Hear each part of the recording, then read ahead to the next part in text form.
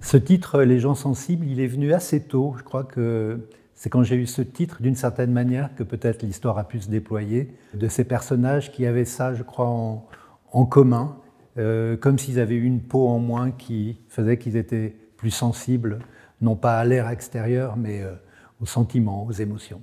Je crois qu'avec des gens sensibles, j'ai voulu payer une dette à un souvenir de figures qui ont marqué ma vie de jeune romancier et écrire sur eux, avec cette forme très libre de l'imaginaire que permet le roman, c'était d'une certaine manière leur rendre ce qu'ils m'avaient donné, c'est-à-dire le goût des histoires.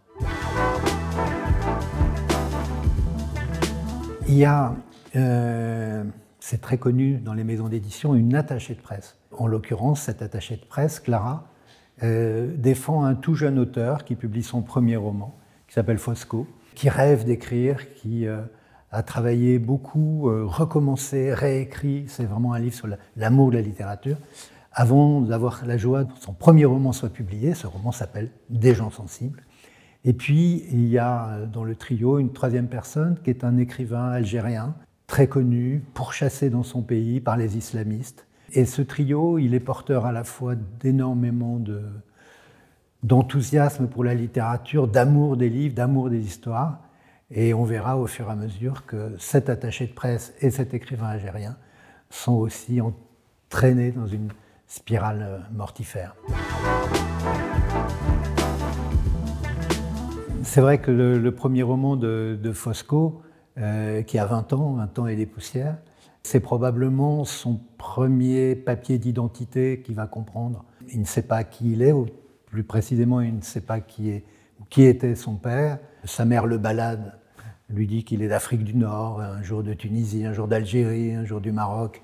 Elle lui dit surtout qu'il est berbère, d'origine berbère, donc les plus farouches hommes libres d'Afrique du Nord. Et d'écrire va être probablement pour lui le début d'un chemin d'élucidation de sa propre identité.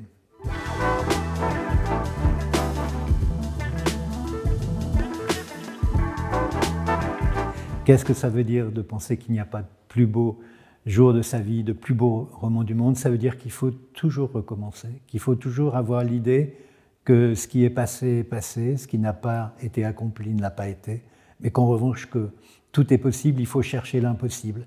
C'est la phrase de Beckett, échoue, échoue, échoue encore mieux.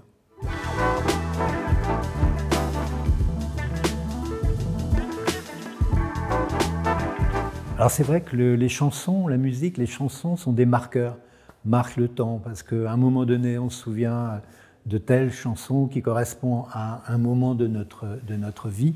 Et en effet, quand on entend aussi bien Khaled Khidir et son fameux Hava Inouva, qui est, on pourrait dire presque l'hymne des Amazirs, des hommes libres des Berbères, évidemment, ça correspond pour le personnage, mais aussi probablement pour le lecteur, à un moment de sa vie. Ça nous ramène au temps du livre, qui est les années 95, 2000. Donc on est au XXe siècle, c'est important. Il n'y a pas de téléphone portable, il n'y a pas d'Internet. Les relations entre les gens sont beaucoup plus proches, beaucoup plus physiques, puisque si on veut parler à quelqu'un, il faut le voir. Et donc ces musiques, elles scandent cette vie plus lente, peut-être un peu plus profonde, moins superficielle.